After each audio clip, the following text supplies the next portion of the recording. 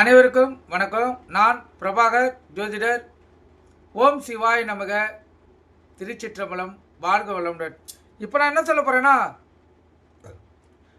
ஒரு குழந்தை பிறந்தவுடன் அல்பாயில் ஆயுசு முடியும். அது தெரிஞ்சு வச்சுங்க. எதனால் அந்த குழந்தைக்கு அந்த வாய்ப்பு ஏற்படுதுன்னு அந்த அமைப்பை சொல்கிறேன். நீங்கள் கருத்தில் கொண்டு நீங்கள் பயன்பெறுங்க. ஏன்னா இதெல்லாம் தெரிஞ்சு வச்சுங்க. அதுக்கு எதாவது பரிகாரம் பண்ண முடிஞ்சுன்னா பண்ணிக்கலாம். அதுபோல் அந்த சூழ்நிலையில், அந்த நட்சத்திரத்தில், அந்த கிழமையில் அந்த குழந்தை பிறந்தா குழந்தையை காப்பாற்ற வேண்டியது தாய் தந்தையினுடைய கடமை. அதையும் மீறி இயற்கை சக்தியான இறையர்களால் அந்த குழந்தையை காப்பாற்றப்படும். அப்படி அந்த குழந்தை அந்த நாளில் பிறந்திருந்தால் நீங்கள் திருச்செந்தூர் முருகனிடம் போய் குழந்தையை தத்து கொடுத்து வாங்கினால் அந்த குழந்தையின் ஆயுள் நீடிக்கப்படும். கருத்தில் கொள்ளுங்க. இப்போ எடுத்துக்காட்டுக்கு நான் சொல்கிறேன்.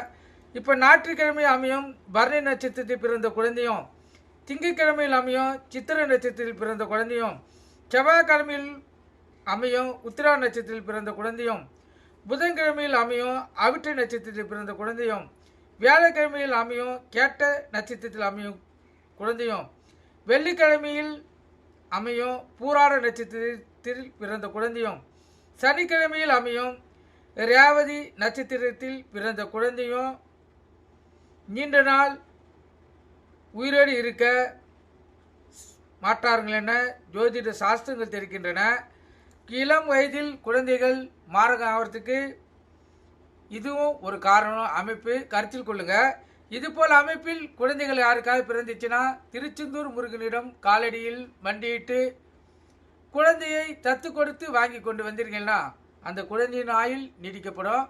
இந்த கருத்து ஒரு நல்ல எண்ணத்தில் அடிப்படையிலேயே தெரிவிக்கிறேன். நீங்கள் கருத்தில் கொண்டு நீங்கள் பயன்பெறுங்க.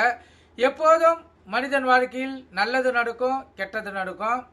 நம்ம நல்லதே நினச்சிருந்தா வாழ்க்கையில் கெட்டது நடக்கிறதுக்கு வாய்ப்பு இல்லாமல் போயிடும். கருத்தில் கொள்ளுங்க. இப்போ எடுத்துக்காட்டுக்கு பார்த்தீங்கன்னா, இட்லி மாவை இட்லி தட்டில் போட்டு நம்ம ஊற்றக்குள்ள அது எடுக்கக்குள்ள இட்லி மாவு நல்லா உப்பின்னு வெளியில் வரும். கருத்தில் கொள்ளுங்க. அதே போல தான் மனிதனுடைய வாழ்க்கையும். நம்மளுடைய ஆயுள் மட்டமாக போனாலும் நம்ம இறையர்களால் மீண்டு இருந்து வர முடியும். கருத்தில் கொள்ளுங்க. அதை அடிப்படையிலே தான் இதை நான் தெரிவிக்கிறேன்.